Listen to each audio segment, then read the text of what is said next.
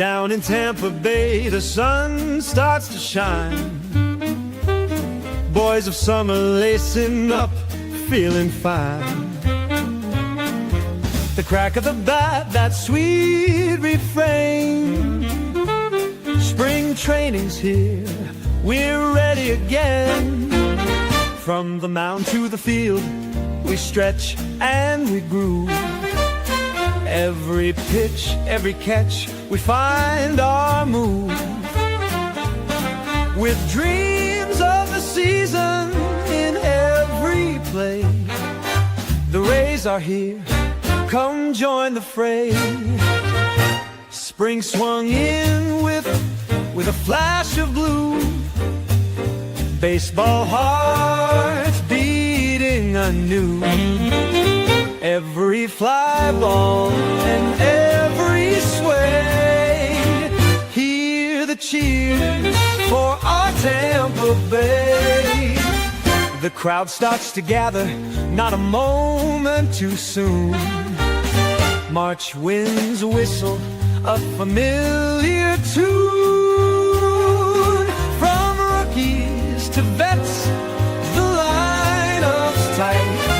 Each one's a star, shining so bright. Spring swung in with a flash of blue. Baseball hearts beating anew. Every fly ball and every sway, hear the cheers for our Tampa Bay. Under palm trees, swaying in the gentle breeze, the boys of summer perform with ease. Each inning a chance to thrill the zap. In the diamond glow, we close the gap.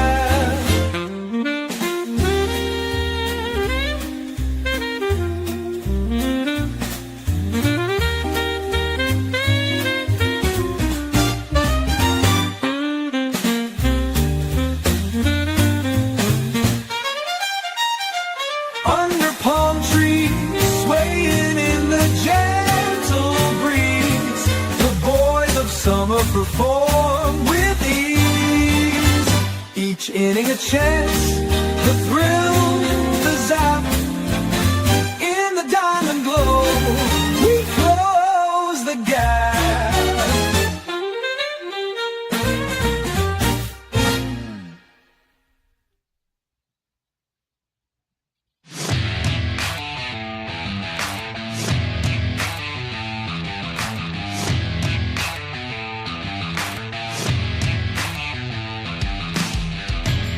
And now, you're tuned into RBLR, the home of Tampa Bay's Reveler Sports.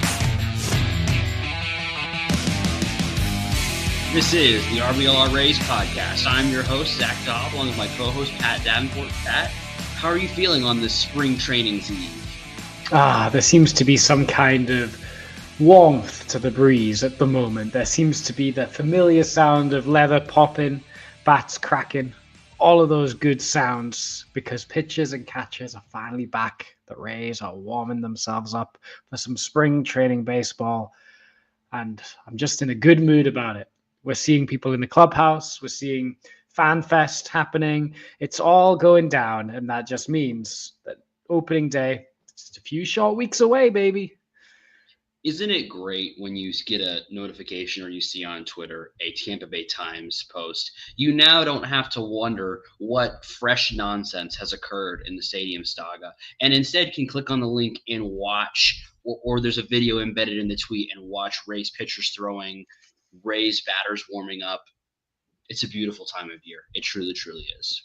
Yeah, it's what we've all been waiting for. It means that the warm weather's right around the corner. It means that we can just settle down on a Sunday afternoon and just sit and watch a day game. It's bliss. It's bliss, and I've missed it. It is. And we're really glad that you've decided to spend some of that blissful time with us here today talking about Rays baseball. If this is your first time watching us, thank you guys for joining us. We're going to have a great show for you today, jam-packed with infield previews, all the names that you expect to hear, some of the ones maybe you don't. We're going to break it all down for you. If you are coming back again, we thank you for returning. If you would do us a huge favor and drop a like or a subscribe, lets us know you support the show, helps us. It's free to you guys. And if you subscribe and follow us on the socials, you will know when we go live, as we will be doing all season long. And very, very soon, we'll be talking about games being played and not just previews. So you're going to want to be around for all of that. We're going to get right into it for now, though, and we're going to start the infield preview, something I've been looking forward to all offseason.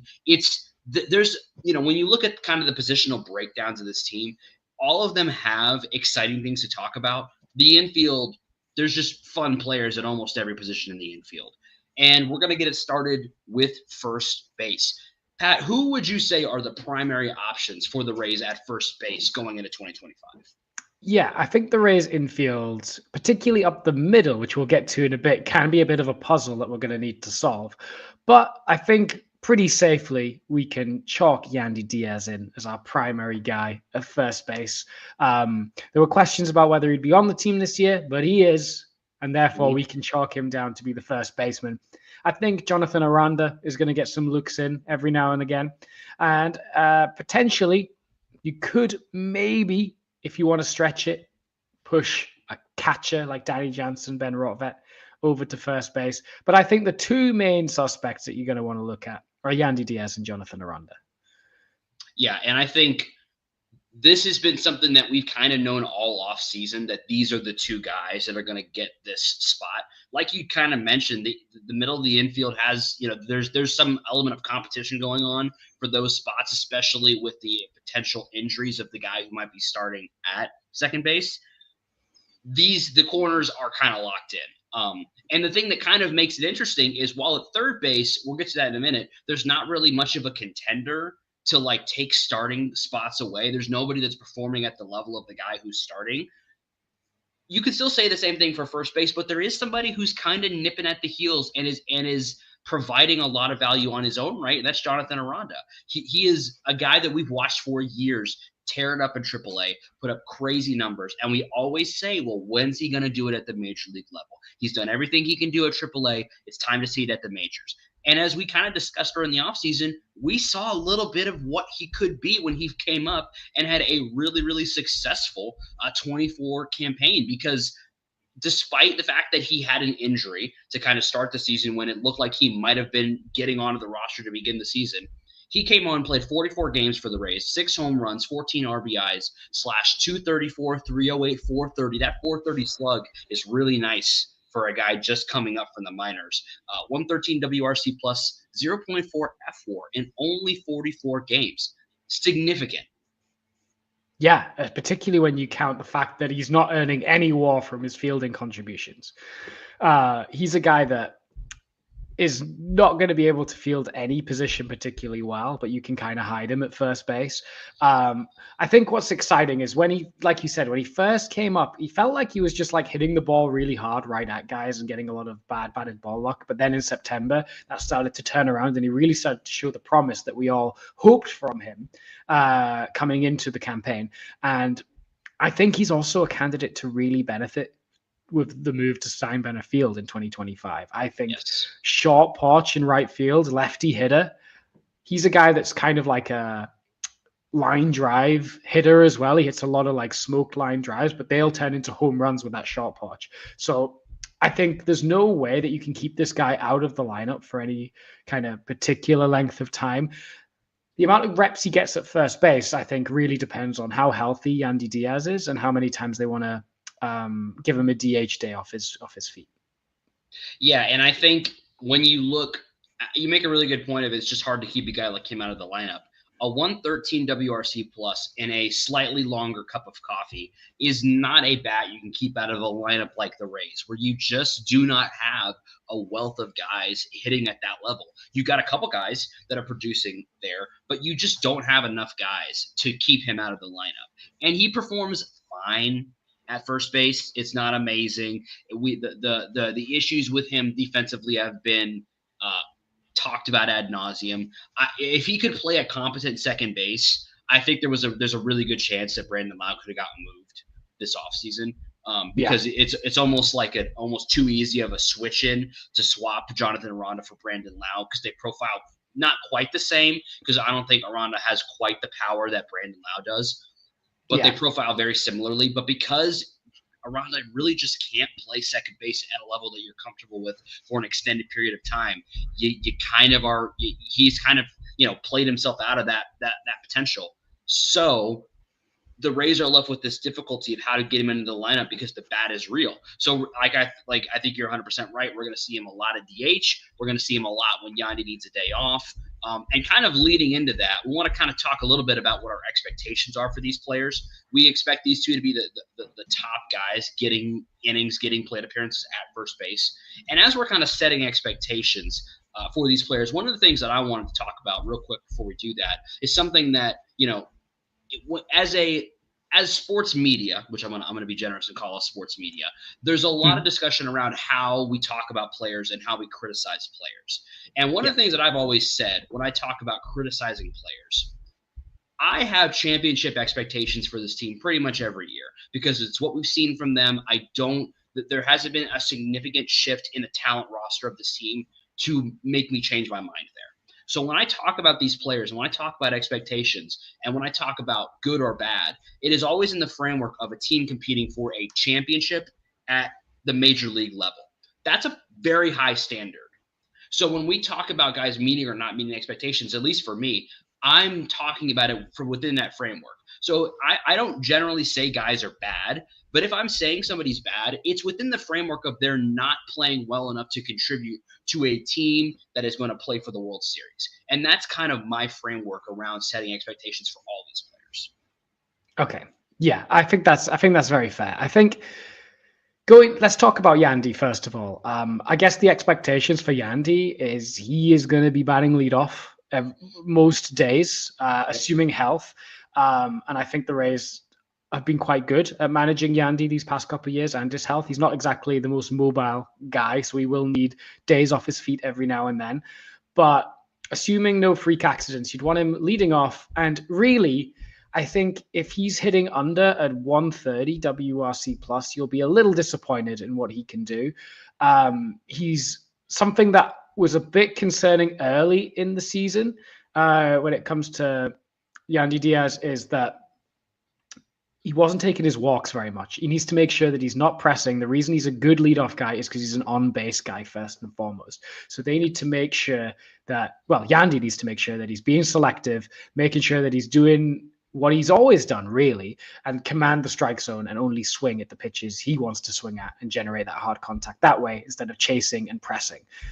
I think he needs to be that tone setter in the lineup. And we learned last year that when he's not clicking, it makes it way tougher for the rest of the Rays lineup too. Yeah, and when I look, if I'm just kind of perusing his stats at any point in the season, the numbers that I want to see are an above 400 on base percentage, and like you said, a WRC plus in the 130 to 140 range. That's the expectations for him. If he's doing anything less than that, something is either probably wrong, either from a injury perspective or from maybe an injury perspective of other players, not him, that results in him pushing and pressing a little bit and not performing the way that we expect him to. And when we talk about these expectations for Yandy especially, we speak from evidence of the consistent stat profile that we've seen him put out there almost every single year. When I talk about a 400 on base percentage, that seems like kind of a big ask, but that's what the expectations have been for him because that's what he's done. So when he's playing at the level that he should be playing at and what I think he would expect himself to play at, that's what I want to see from him. I expect him to play right around 140 games. He's been right around that 140-ish games played for the last several years now for the Rays, has been the leadoff guy. When he's not in the lineup, I expect a guy like Richie Palacios to get some starts at leadoff. There's always the Brandon Lau leadoff option as well if Yandy's not there. That immediately puts guys on the back foot. But generally speaking, Yandy is your leadoff guy. There's not any reason to change that. 140 games. That's kind of what I expect for him. Unless there's a serious injury, I expect him to be. And if we're talking about how many of those is he playing at first, 100, 110. Like he's going to be playing a lot of games at first base. He's going to be starting a lot. Yeah, I've got him at around 100, 110 at first base, I think. Yeah. So that leaves Aranda with maybe those other 50 to 60 games, and you maybe throw in a Brandon Lau day here and there. Danny Jansen here and there. I don't know that there's anybody else. Maybe Morel. Morel's never played first base. I did some kind of looking on him because I thought about him as maybe a guy they might try to get in there because they want to get his bat in the lineup. But he's never played first. He probably could figure it out. But it's going to be the majority of those. The rest of those games are going to be at the feet of Jonathan Aranda, and it's going to be his games to lose. I think. The thing with Aranda that I think it starts to get tricky is I actually expect him to play somewhere in the range of 90 to 100 games next year. So if you think about 50 of those games being at first, maybe then you got 50 more games. At least for me, what I'm expecting him to do, because I think if you have because I expect him to hit to somewhere between a 110 and a 130 WRC plus. I know it's a wide range, but that's what I'm expecting, a really above average bat from him. Yeah. And you need a bat like that in your lineup. So then the question becomes, is he just taking all those at DH? And the other side question is, does Yandy Diaz play all 140 games for the Rays this season? I think with that question, I think it totally depends on how well the Rays are in terms of standings, wins, losses. If they're not in the playoff hunt, I could see a move, but I think if they are, there'd be no reason to move on from him unless Aranda's going on an absolute heater. But even then, I don't know why you'd subtract from a team if you're doing well. It just seems weird. Do you think there's any weird rogue people in the minor leagues that you think could get a look at first base? Let's say, for example, Yandy Diaz gets significantly hurt. Jonathan Aranda takes the bulk at first base, but you need a guy there to get Aranda off his feet every now and then. Is there any kind of rogue prospects on your radar sitting in the high minors? The only guys that I think, really there's only one guy that I think could, if we get to June and you just need somebody and you're in the midst of a playoff hunt and you really need to keep pace and you need somebody to come up and try to approximate major league average performance, the only option for me is Trey Morgan. I don't think Xavier Isaac, as he's currently constituted, because those are the two big first base prospects that the Rays have right now. Trey Morgan, Xavier Isaac. Of those two, I don't think Xavier Isaac, if you brought him up to the major leagues right now, I don't know that his swing would play well enough. I think he'd probably run into a couple balls and they would go way farther than they have any right to go. But I don't know that he could come to the majors right now and provide value. I do think Trey Morgan could come up, and it would be a little bit less fireworky. There would be a lot less, hit or miss to him. But I think he would come up and do a presentable job and an acceptable job for a short period of time. But I think the Rays have really banked on having Yandy and Aranda being their first base. And I mean, the truth is, even if those guys go down, I don't even know that the prospects would be the first place they would go. I think the more likely scenario is they would bring Brandon Lau over from second base and let him play first, and then put somebody else at second, because you got a lot of guys that can play second. You can put Palacios at second. We're going to talk about it here in just a second. There's a lot of guys you can put there. So I think it takes a lot for them to go to the minors, and I think that's kind of by design, because the guys that you have at the minors are going to be really good, but you'd really like them to keep cooking down at the minors before you have to bring them up to the major league level. Bob Seymour, yes or no? For a week, sure. Okay. But if it's going to be longer than that, I don't know that that's what I want to see. I mean, if we need 10 days, fine. He would probably be fine for 10 days. I'm okay with that. If we have no other options, I'm okay.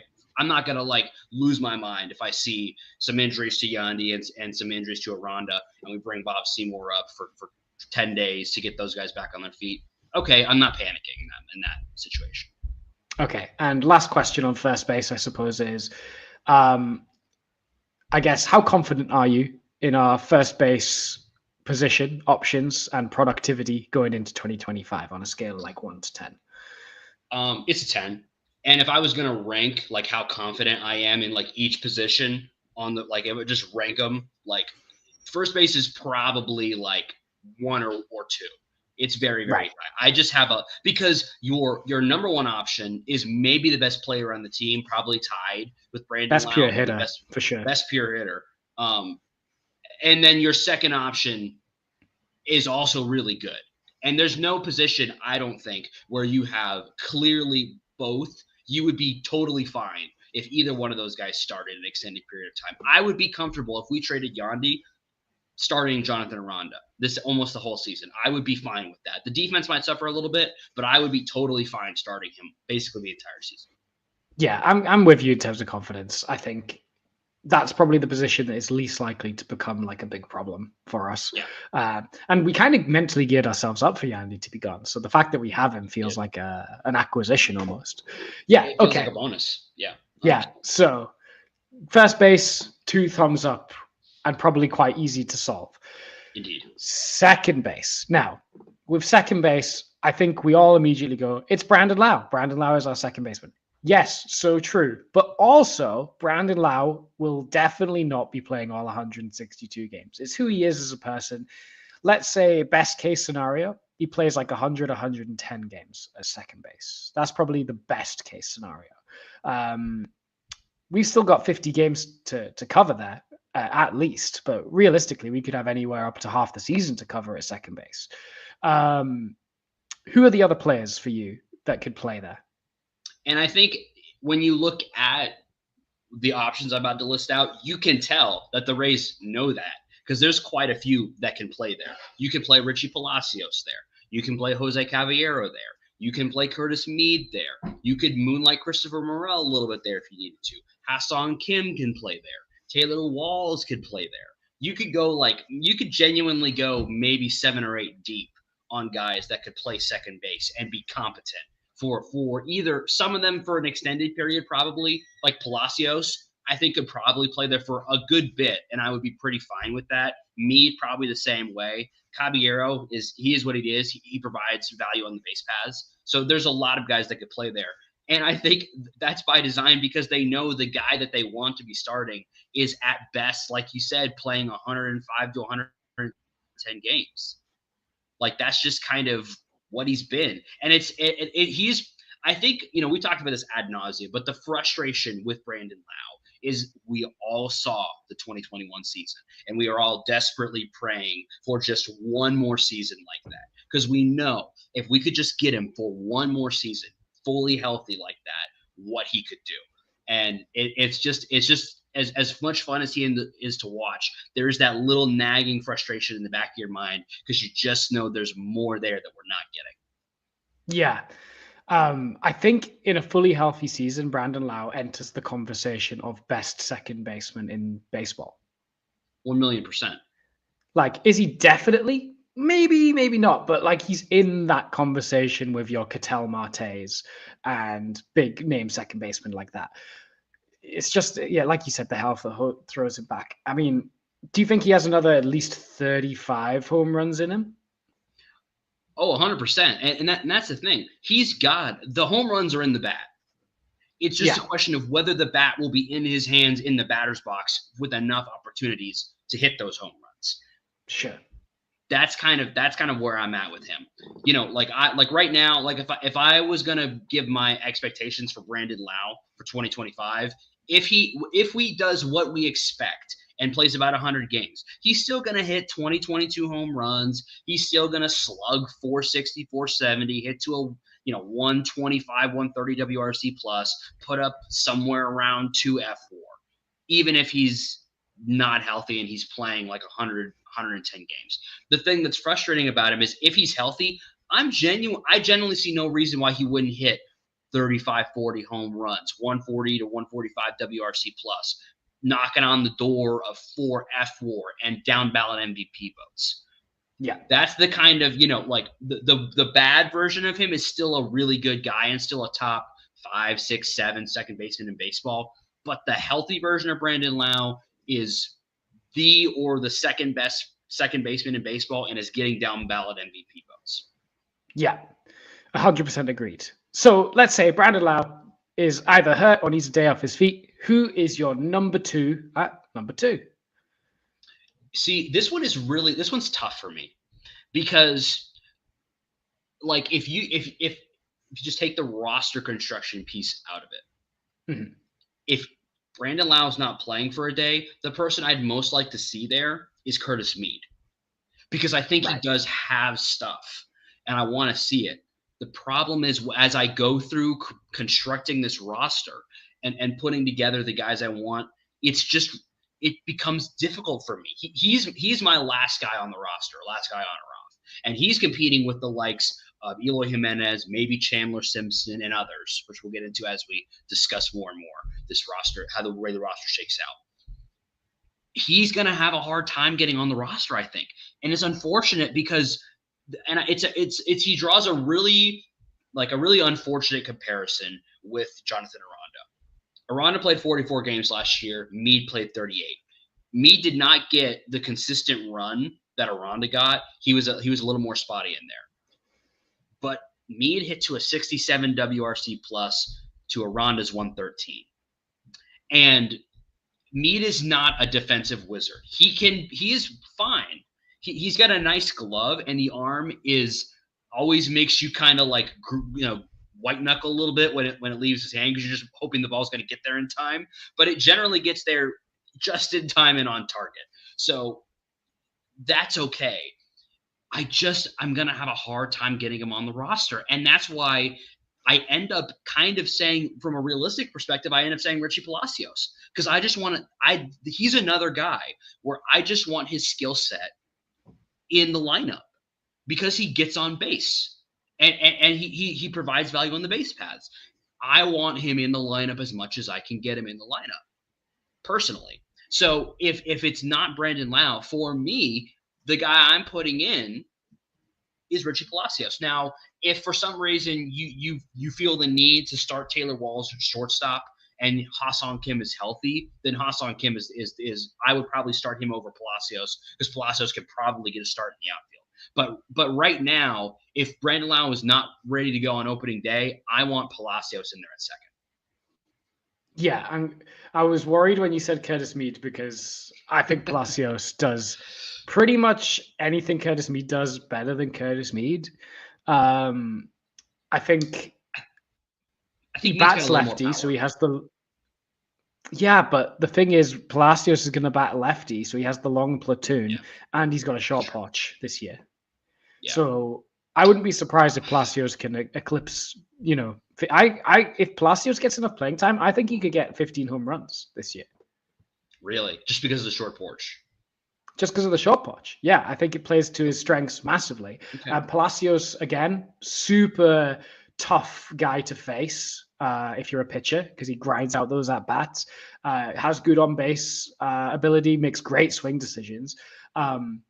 It's true that he doesn't have the kind of raw power, but he's just crafty in the box. And like you said, he has that base running potential. And I think he's at least on par with Mead defensively. So I would really struggle unless you were facing a lefty pitcher, why you'd play Mead over Palacios on a given day at second. And it's funny that you said that because I just kind of looked up his numbers for Palacios for the last 160 games, and he's hit 11 home runs. So I think I sold him short a little bit there. I think you're right. I think he could put up 15 to maybe 20 home runs with a short porch. I think it's possible. He does have a little bit there. He probably even underperformed a little bit with the slug metric last season. He slugged 318, but the last season in St. Louis, he slugged 516, which was a smaller sample size to be sure. But I wonder if maybe he doesn't even out somewhere closer to 400 slugging, which would definitely, I think, would still probably put him under Mead. But like you said, having him be that long platoon guy, it's just really hard. Mead is the guy that I just feel like I just don't know how we're going to get him on the roster because I think he's a guy that could start for a lot of teams, but I don't know where he fits on the roster.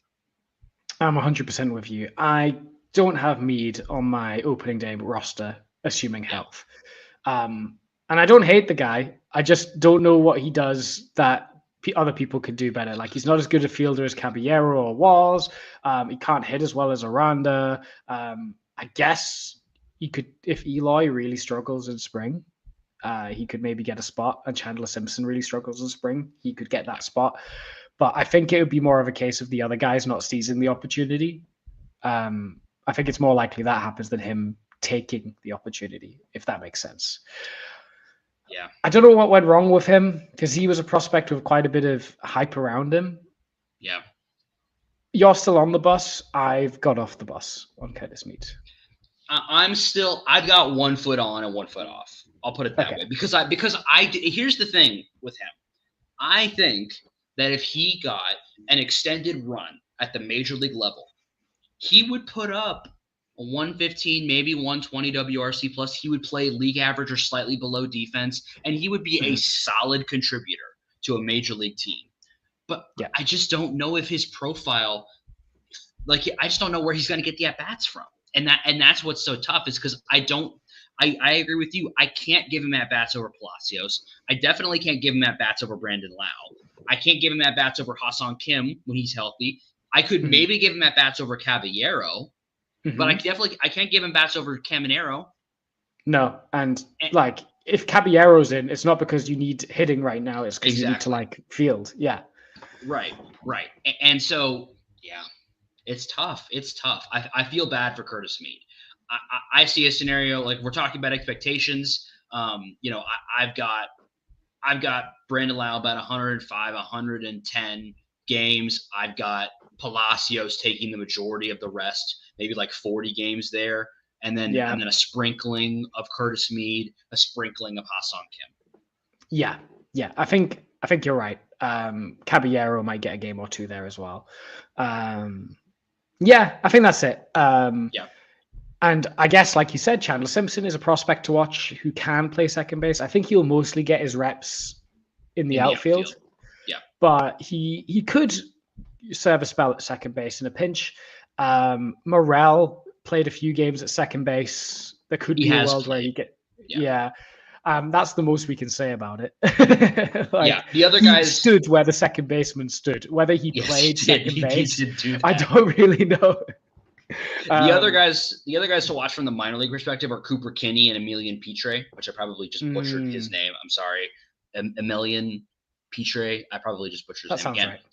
Sorry, man. But those are the guys to watch in the minors. And second base it's a long line to get to second base right now. But those are, if you want to look for some guys of the future, those are the guys to look at and watch a little bit if you want to. Yeah. Did Braden Taylor ever play any second base coming up? He's a utility swingman guy. He could play there. He could honestly. Now you mentioned that, I kind of am mentally slotting Braden Taylor as a third baseman, but he probably has an easier path to MLB playing time at second base, even over those other guys I just mentioned, because he's farther along in his development than the other guys I just mentioned. So he's another guy that, he could absolutely affect the major league roster for a game or two. I'd be willing to give him 3 or 4 games if we're just passing games out here. I'd give him 3 or 4 games maybe at the MLB level this season. Yeah, I am 7.5 out of 10 confident in second base. I think the thing we have at second base is depth. We got so much depth. And there's nobody that's oh no, we have to play this person at second base today. Right. We got none of that. But whether it's a position of strength or a position of really depends on how much time Brandon Lau plays. Right. Yeah. And I think even if Palacios is healthy, I'm still at a 7. Yeah.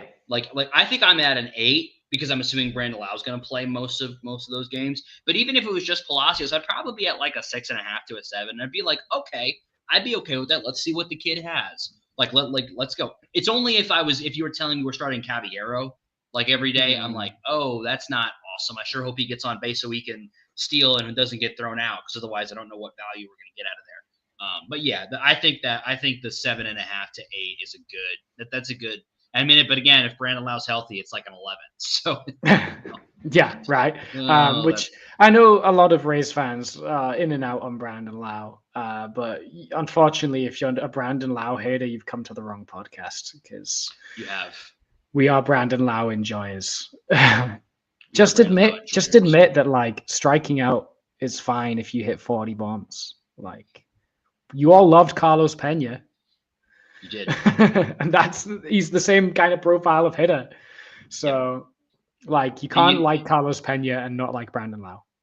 You can't. And you can't like fashion and not like shop.rblarsports.com. Because when you go to shop.rblarsports.com, you get access to the best merch inspired by your favorite Tampa Bay sports teams. The Rays, the Bucks, the Lightning, the Rowdies, the Sun. It's all there at shop.rblarsports.com. And what you also have to love about that is you can get 10% off your entire order there using promo code FLAPPY, FLAPPY, 10% off your entire order at shop.rblarsports.com. Yeah, we've got the confidence levels absolutely locked down at 10 for the clothes you can get at shop.rblarsports.com. It's barely even a discussion. Barely even a discussion. A position that has had a lot of discussion, and a position where I would love to hear our audience that's watching. I'd love to hear your thoughts on this position because it's one that we've talked about ad nauseum since number 5 elected to no longer be on this baseball team, is shortstop. It's a position that we were kind of just gritting our teeth on and saying, Taylor Walls, better he sure hope he continues to play really good defense, and maybe Caballero will steal some bases when we put him in there. Great. When is Carson Williams ready? That was our thought process. Kind of changed because of a guy named Ha-Seong Kim, who, while injured until mid-May to early June, totally changes the shortstop room for the Rays. Yeah. Ha-Seong Kim will be the primary shortstop for the Rays when he returns, whenever that is. He seems more optimistic than what the Tampa Bay Times are reporting, where they're saying, like you said, mid to late May, maybe early June. He's saying he feels like he's ahead of schedule and might be able to turn up near the start of May. But we'll see. And the Rays like to exercise caution with these kind of things. So we'll see. And also, because it's a shoulder thing, a position that involves throwing a baseball quite hard, quite a lot, Kim may get a few reps at second base as well, just so he doesn't have to throw quite as much. But yes, Kim is the primary shortstop once available. It all kind of just depends on when he's available. Until then, unfortunately, we are going to be on the Taylor Walls train again. And we've talked so much about Taylor Walls. He's not. I don't know how many times we have to say it, but he's not gonna hit particularly well. He can sometimes have a pesky at bat and draw a walk, but like that's about all he can do with the bat. I expect him to be better than he was last year. Now that he's slightly further removed from a hip surgery. But if he gets anywhere close to 100 WRC plus, he's playing out of his mind. Yes. You kind of predict an 80 WRC plus from him, but you know the fielding will be exemplary. It will be top class. Yeah. But you also know Kim will provide top class fielding as well, but with an above average bat. So it's a dead zone hitting wise until Kim comes back, because Caballero is not particularly exciting as a hitter either. There's speed and there's defense at the position, but that's all there is until about a third of the way through the season. Again, depth is something we have at the position. Like we said, we got Kim, we got Walls, we got Caballero, and of course, Carson Williams waiting in the wings, who I think will see at least our major league game this year. And I think that's kind of the sort of interesting thing about shortstop is there's a world where Ha-Seong Kim is the shortstop for the majority of the season, but he is not the starting shortstop to begin the season, and he's not the starting shortstop to end the season. Like, I think there's a real world where that's a possibility. Not a likely world, not a very probable world, but there is a world where that is a possibility. I am targeting third week of May. We have a home series that starts at the beginning of that week. That's my current target date to get him back, which would put us about 40, 45 games in.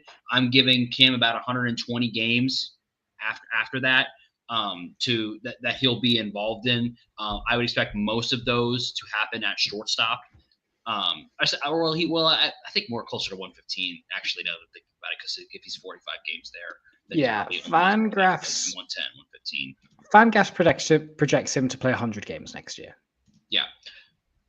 But when he's playing, I expect him to hit around that 108, 109 WRC plus that he's shown in previous years, and he's probably going to put up 2 or 2.5 FWAR when he's on the field, which is awesome. And that is what changes the mindset around shortstop, because your other options are Jose Caballero, who had a nice let's be fair, Jose Caballero in 2024. 140 games played, 9 home runs, 44 stolen bases, 83 WRC plus, 1.9 F. That's not terrible. 2 wins. Okay, that's fine. You're not crazily excited about that, but it's okay, all right. That's not terrible. The thing is, he's not as good at defense as Taylor Walls is, which is why the expectation was that Walls was going to start at shortstop, because they'd rather have Walls' defense than Caballero's bat and feet. Walls is giving you, 80. He gave us last season. He was hurt a little bit. 84 games, a 60 WRC plus, 0.2 negative F4. The one that is the one stat that for me is the hardest to look at is his 248 slug. It's just hard. It's just tough to look at. 183 average. I don't expect him to be that bad this season. I expect him, the one thing that's good about him is he's, like you said, he does kind of get on base. But I only expect him to play maybe 60, 70 games, because I think we're going to see the majority of those games are short played by Ha-Seong Kim. Yeah, I'm fully with you. Let's throw some respect on Caballero as well, because he was the league leader in steals as well. He was. Caballero is he is a useful player, and he is I would say that he would start for a lot of teams probably, or he would at least be the first man up off the bench. And you could maybe argue he is that for the Rays, but he definitely provides value. Can't say he doesn't provide value. He does. Outs above average, love him as well. He had 7 last year, which had him over 90th percentile. And I know we've talked about why Taylor Walls does not have that. And I would say we have got 3 plus defenders at the shortstop position, which is lovely to have. Yes. And again, we've got depth. It's just that 2 of those guys out of the top 3 cannot hit. Yeah. Carson Williams, I don't expect him to get the leash to be a starter this year. I expect him to come up for a cameo in September more than anything, unless he really pulls up trees, because his hitter profile is kind of interesting. He's got power, but he does have strikeout in him. And that can be risky when you're first coming up. He does have some swing and miss in him. Yeah. And I don't want fans to get carried away with Carson Williams, because he's not Wander Franco. Right. He's a better fielder than Wander Franco, but he does not have the bat to ball ability that Franco does. He's probably got more power, but he will strike out more, and he's not a 300 hitter. He's more of a Brandon Lau type hitter. He's if Brandon Lau was a really great fielding shortstop. I'm down with that. I'm okay with that. Brandon Lau is a so defender at second base and can put up 3 to 4 WAR. So imagine Brandon Lau playing Taylor Walls. Well, not quite Taylor Walls, but Ha-Seong Kim level defense. Yeah, I think the thing that I do get what you're saying. I don't want I'm not thinking of Carson Williams like Bobby Witt Jr., Gunnar Henderson. That is not the tier in which I am thinking of him.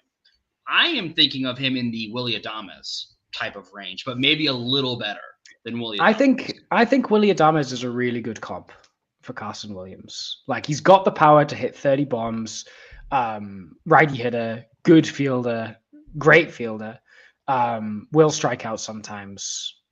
Yeah, I imagine Willy Adames, good Willy Adames. but he could hit in the trop. Hopefully, that's Hopefully. Yes. You might not have to, but that's He the might not story have for to. it. That's true. That's true. That's a story for another day. But So- yes, like he will be really good. And I agree with you. I would like my ideal scenario is he gets this entire season basically to develop in the minors. Yeah. So, what's your confidence in the shortstop position? So my confidence sits right around a 7, and that is only because I haven't seen Hassan Kim come back from this injury yet. Yeah. If he comes back and he's great, this goes up a lot. But I have to leave it there because if for some reason he's not what we expect him to be coming back from injury, or if it takes him longer, then it starts to get a little closer to a 6 maybe, or even below, depending. But like right now, I'm going to say a 7 because I do expect him to come back. Yeah. What was your confidence before the Hassan Kim signing? Oh, probably like a 6, 5.5, 6. Like just I Yeah, was like, mine- it's whatever, it's fine. Yeah, it's like for me it was like a 5-4, just because like I hate like dead zones in the lineup. I hate that like there's a spot in the lineup that every time it comes around you could go right, that's an out on the board. And we had like 3 of those last year. So the fact that we were going to have to deal with that again had me really down, even if the fielding is good. But now it's, I agree. I'm like a 7, and it has that asterisk because Hassan Kim depends how many games he plays. If he plays like 100 plus games next year, then that goes to like an 8, I think. I mean, we'll talk about this at the end, but like, I'm so jazzed about this infield. I'm really jazzed about it. Yeah. And I think the guy we're going to talk about next in the next position up for us to discuss has a good amount of influence in how jazzed we are about this infield. And that's because we're going to talk about third base, and we're going to talk about a guy named Junior Caminero, who is maybe the hottest young player right now in Major League Baseball. The guy, other than maybe Paul Skeens, that people are like have their focus on and have their eyes on after what he did at the Dominican League and what we know he can do from a power perspective. All eyes on Junior Caminero to start this season. Yeah, it's so exciting. He's probably the biggest power prospect in baseball right now. In a limited sample size last year, he showed some good stuff. I thought he got better as he went along. He did hit the ball into the ground a little bit for me. He's got to be careful of hitting too many smoked ground balls because that can get dangerous. But yeah, I love Caminero. He's so exciting, and I've said it a million times, and I'll say it again. How he performs this year will track directly to how well the Rays perform as a whole team. I don't think there's a world where he struggles and the Rays make the playoffs. This team will go. In years past, it was the team goes as Randy and Brandon Lau go. This year, and probably going forward, it is this team goes as Junior Caminero goes. And you can maybe put Brandon Lau still in that category, but you are 1,000,000% right. Because when you look at a lineup, if you insert a Caminero playing at the level that we hope he can play, the way that affects everybody else in the lineup, especially if Brandon Lau is in that lineup as well, the way that affects the rest of the lineup, it makes it so difficult to pitch around. Because and I think one of the big things about it is you could have Brandon Lau and Junior Caminero from opposite sides in the batter's box, maybe one after another, making it just so difficult for any pitcher. And late in the game, really difficult for a reliever because you can't just pick, you can't just stack it. You've got to have somebody who's roughly platoon neutral to get those two guys out if you're coming up against them. If there's a scenario, right, where you're coming up against the top of the Rays lineup and you're looking at Yandy Diaz, Brandon Lau, maybe Morel, maybe Aranda, and then Junior Caminero, you are in a situation where you have to have a platoon neutral guy, or you just gotta really hope that one of the guys on the other opposite side is not gonna get the job done because it's just gonna be so difficult to navigate. And that's not even getting into the guys like Morel or Josh Lowe. That's something that we could talk about a little bit more as we get closer to the season. I think this is one of the more balanced lineups when we talk about righty-lefty that the Rays have had from a production standpoint in a long time. Yeah, definitely. Good options on both sides. Weirdly, like we've got no switch hitters in the lineup. Oh, I guess Except for Walls. Walls. Yeah, Yeah. but like, does it count if he's if he sucks from both sides? Yeah, I mean, Caminero. It's a lot of the one thing that scares me. It's a lot of pressure to put on a 21-year-old. For sure. That he's going to have to just run as the starting third baseman. I've got him down for 150 games, maybe 145 games at third base. Yeah. I think he's going to play almost every day, maybe get the odd DH day off his feet, assuming health. And he's not really showing any indication that he'll get injured often. So, let's knock on all the wood you can find as you hear that. Yeah. Assuming health, it's going to be great. What I do worry about a little bit is we've talked so much about the depth.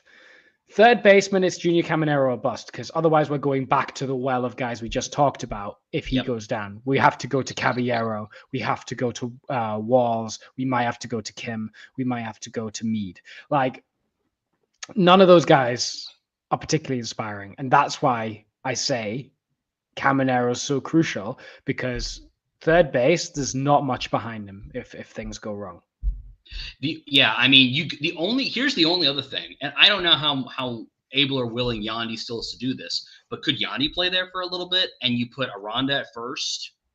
There's a world, but I feel like Aranda even is not the man he was in 2021 in terms of his mobility. You're talking about Yandy? Or you're talking... Yeah, Yandy. Yeah.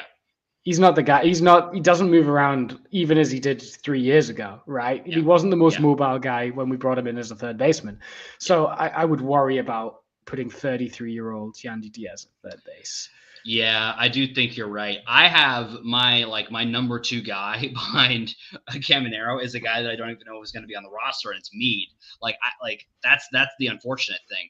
The good news, if you're looking at third base from a depth perspective, is you do have a bona fide guy in the minors that could be that backup in Braden Taylor, and he does have utility ability as well. So I do think in the future you're going to have a good second option behind Caminero to give him a day or two off his feet. And I do think Ha-Seong Kim is a good option as well. The problem is if he's not playing third, somebody else has to play shortstop. But if he's if Ha-Seong Kim is still with the Rays next year, then I think third base becomes a position of strength, because you could have Williams playing shortstop and Ha-Seong Kim playing third. So again, this year, I kind of agree with you. It is a bit of a position of weakness when it comes to depth, but I do think that is going to get sorted out even as soon as next year. Yeah, I think we had a similar problem with Paredes. There weren't really many other third base options there. It's just Paredes never gets injured, which is great. How do you feel about Caminero's defense? It is good. He is not Manny Machado. No. Just accept that. But I think in the same way that Paredes was a little underrated defensively, I think he can play as good of defense as Paredes.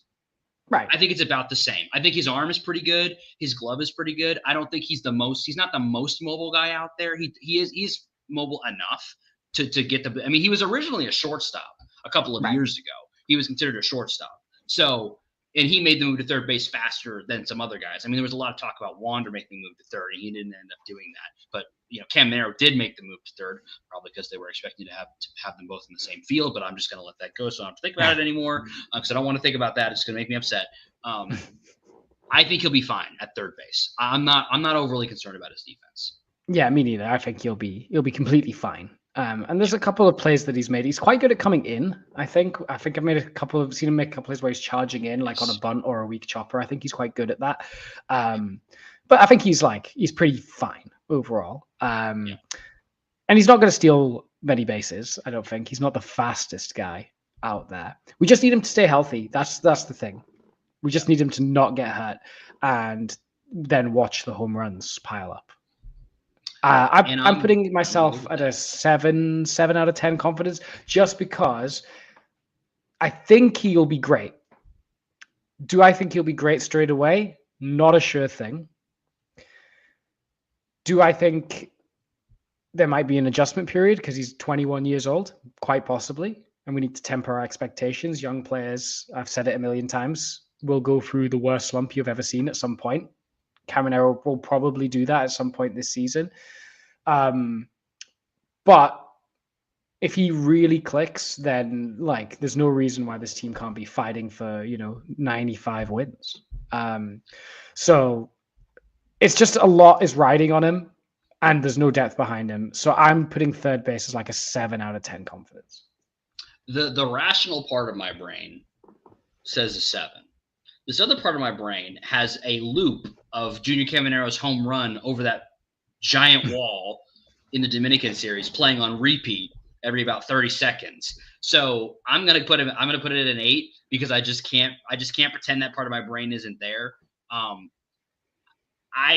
really do not have a lot of concern about him being good pretty soon out of the game. Maybe not right away. Maybe it'll take him like 20 games maybe to ramp up. But I think the fact that he was performing at the level that he performed in clutch moments against MLB-ish arms, MLB-ish competition. I don't know if it's MLB. There were some MLB players there, some of which maybe are, some blast from the past names out there. But there were some MLB-ish competition there, and he was performing the way he performed. So, and I'm not saying he's going to perform that well at the majors, but I do think somewhere in the middle is a good starting point, and that's going to put me at about an 8 to start off with for third base. Yeah, I think that's fair. Here's my bold prediction. Okay. Does anyone have the stat for the longest home run in Rays history? Oh, let's see if I can find it real quick. So in 2021, I think the Rays as of 2021, and I don't know if anyone's hit one further than this. As of 2021, Willie Adames hit one 462 feet. That's at the Trop. That's the longest in Trop history. Yeah. Okay. Does Junior Caminero hit a home run over 462 feet? Oh yeah. 100%. I'm finding as I'm looking it up, Avisail Garcia hit one 485. Okay. But that was at the Marlins Park. Didn't Mike Zunino? I don't know if it was longer than Adames's, but I thought Mike Zunino had a 470 home run at some point at the Trop. Maybe I'm misremembering that. But either way, I think Junior Caminero will in short order own the longest home run hit by a Rays player. Period. Right. Yeah. I think that's my bold pick, is that he will hit the longest home run in Rays history this year. Do we go to Coors at all this year? I know we play them at home to open the season, the Rockies, but I don't know. It's a good question. Because if we go to Coors, then all bets are off. We've got 500-foot home runs on the table with him. I mean, that home run that he hit in the Dominican League was probably close to that. Yeah. I mean, I think I saw it was like I think it was 470 something, but I'm not, don't quote me on that. I have to look back up again. So to summarize, we, on our best day, Yandy Diaz, Brandon Lau, Ha-Seong Kim, Junior Caminero infield. Yep. How's that feel? Really good. Feels really good. Yeah, it feels great, doesn't it? On our worst day, realistically, we've got a Jonathan Aranda, Jose Caballero, Taylor Walls, and Curtis Mead infield. How's that feel? Suboptimal. Not great. There's still some guys that can do some things in that lineup, but not great.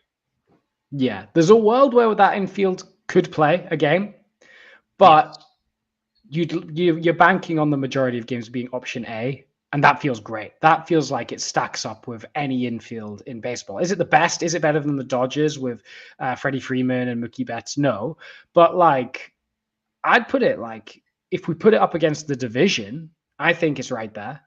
I feel pretty good about that versus the division. I have to really look into it. The only team that would probably beat us is the Orioles. Yeah. but that's the only person that's the only team that I'm thinking would be above the Rays.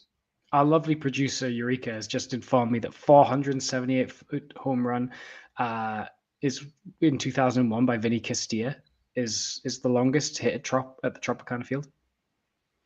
470. I still agree that I think Junior Caminero is going to find a way to get to 480 or 490 or, because I mean, like, I'm just imagining like somebody eventually is going to throw him a 100-mile-per-hour fastball that is poorly located that he will be sitting on and just annihilate. So that I think that's gonna happen at some point.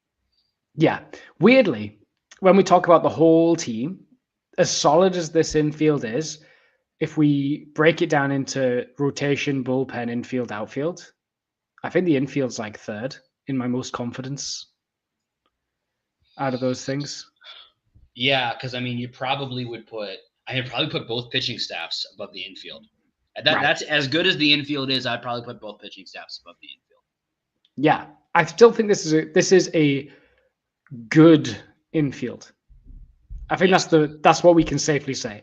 Like there's times where we could have been like, if Taylor was and we didn't have Hassar Kim and it was Taylor was, we'd say this is a fine infield. I now would go to say this is a good infield. I think it's a good infield with the potential to be great. Yeah. If health is there and guys play the way they're supposed to, this is a good to great infield.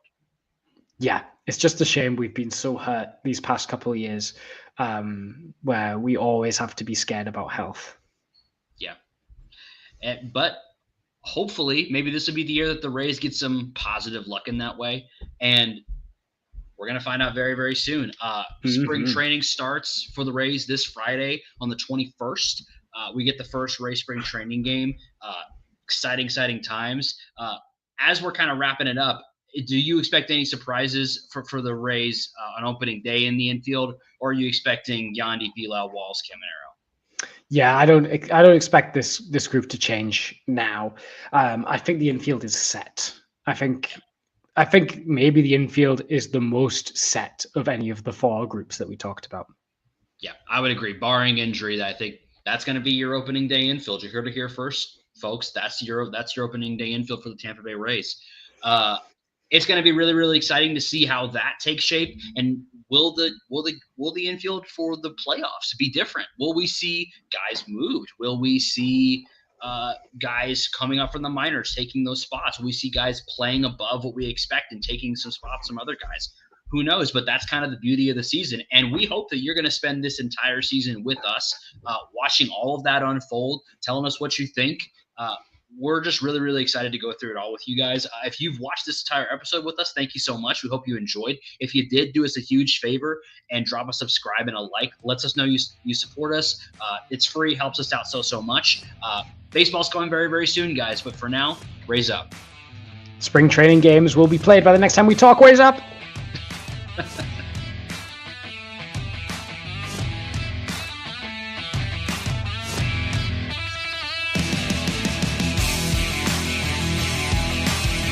Thank you for tuning into this presentation by RBLR Sports. On your way out of the stadium, please remember to like and subscribe.